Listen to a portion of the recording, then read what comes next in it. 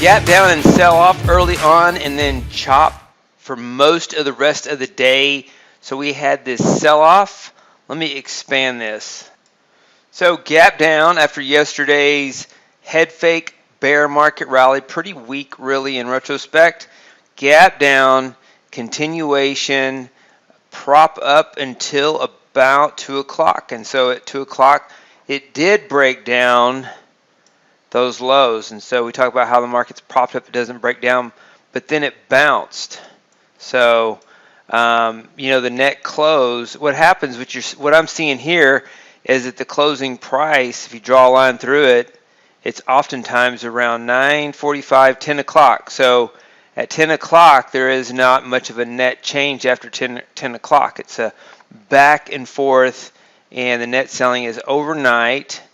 And the first 15 minutes, 30 minutes, hour, and then, mean reversion the rest of the day. So you had a significant bounce. The market traded below its June 16th lows down here at around 11,141 on the futures. Took out those lows, and then it bounced and closed above those lows. And so that was the price action on the day in the Nasdaq futures. Similar in the S&P.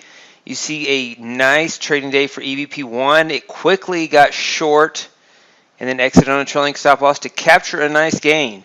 It gave back the peaks of the gain right there. You see from our out CP indicator, plots the equity curve, had equity peaks right here at the lows, and then gave some back, and then it flatlines because it's not in a trade, and then got long at the end of the day. So we're just taking pieces of the trend in a strategy like this, took the short trade, took the long trade. You're not always going to just pick the exact turning points. That would be great, but this is a general strategy. You got to keep them pretty general, or they're overfitted. And so that's EVP1, a strategy we've had a long time. And so nice gains on the day. It was up. This strategy was up on the day 29.40 on the E-mini. So good gains taking short trade and then a long trade. And so overall, we were, for the overall portfolio, that we're tracking and not trading right now, we're on the sidelines doing research, trying to revamp this because pretty much all sell-off days tend to end up being like this now. We used to have a market where you'd have days like this and it would bounce back or chop, or you have divergent chop or sell off in reverse, sell off slowly, but then every now and then you'd have these days that would just sell off pretty good from open to close, and you would trade those as well. Those could be the big winners. Same thing on the long side. You have a good long term, a good trend for the day. Now you've got, it was unusual to have maybe 3 different trends in one day. Now you have like 50 different trends. The market's changing significant directions many times per day, not 50, but a lot more than normal. So we've paused for a research break. And so we're going to go over we still track the hypotheticals, and where we are on the hypotheticals for the day is plus $400 on the 200K and plus $100 on the 50K, and just a give back in the afternoon after those nice shorts early on. And so the dip buyers looked like they were getting crushed. I made a video about that earlier today. Just took back all of yesterday's gains. The S&P and the Dow had already tested those June 16th low. The Nasdaq had not. Took it out and bounced. There's still that mindset that we're in a bull market, and that the concept that you have to test some old lows is a bull market mindset where we test those lows and then bounce. And so buyers come in, and still a lot of bullish buyers still come in and are buying this dip pretty much every day, it seems. So mean reverting back to that beginning of the day's range, first hour's range. And so plus 400 and plus 100 on the portfolios today. Hypothetical, once again, we're not trading it. So big day. Yesterday was a big day. Today the strategies were up big at the lows, and then this reversal rally. And so a lot of trades were stopped out like this one. So I'm working on better short setups. Maybe wait for, say, for example, a strategy on gap continuation 2019. It works much better with a larger stop. Potentially also works better if we wait on the short trade. We do a delayed entry where we short on the bounce instead of just right at those lows. So let's look at all the trading system signals on the day. AT 2022 doesn't trade much, plus 28.25 on the day. EVP1 went over that. Gap continuation 2019 minus 2025. Minus 940 on gap continuation 2022. Tick reversal. Nice short, get out the lows. Second short trade, kind of a scratch trade. Gave some back. It was this strategy was up on the day, plus 1685, plus 600 on Tick Pulse. It had peaks up here at almost 3,000, so it gave back quite a bit.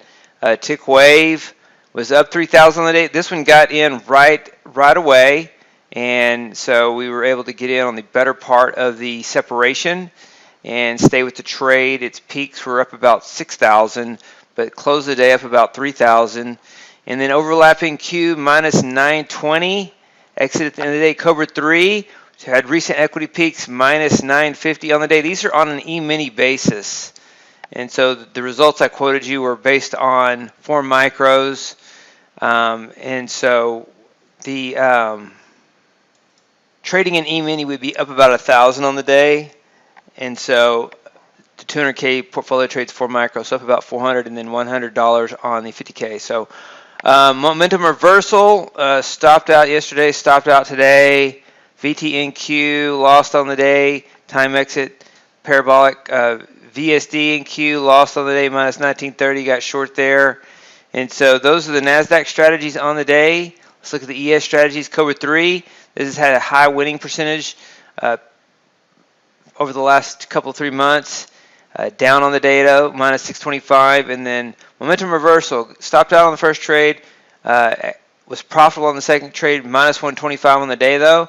60-minute breakout short, got short, reversed along, stopped out, got short again, hit his profit target, minus 275 on the day. So just three strategies trade on the ES, and we had 12 strategies trade on the Nasdaq. So those are the trades on the day for Thursday, September 29th. Tomorrow is the last trading day of the month, the last trading day of the quarter. Should be interesting to see. Feels the market is so bouncy in here, and coming into the end of the quarter, wouldn't be surprised to see the market bounce on the last day of the quarter. But it could go down. It didn't close below those June 16th lows, and there's just never really any big separation. If you look at it on the S&P, we were looking at the Nasdaq earlier. Right here, these are 15-minute bars. The close is just right at the low of the first 15 minutes. So you have to gap down first 15 minutes, and then the rest of the day is it's just back and forth. The net result, it seems to always want to come back to that first 15 minutes. So want to adjust those strategies to see if we can take advantage of that move or modify our short strategies so that we can get more profitable short trades. So once again, trades on the day for Thursday, September 29th, 2022. Hey, David Bean here. Welcome to Capstone Trading Systems YouTube page. Be sure to subscribe to join our community of algorithmic traders. We are real money traders. We share our winning streaks, we share our losing streaks, as well as market updates, strategies, and coding tips.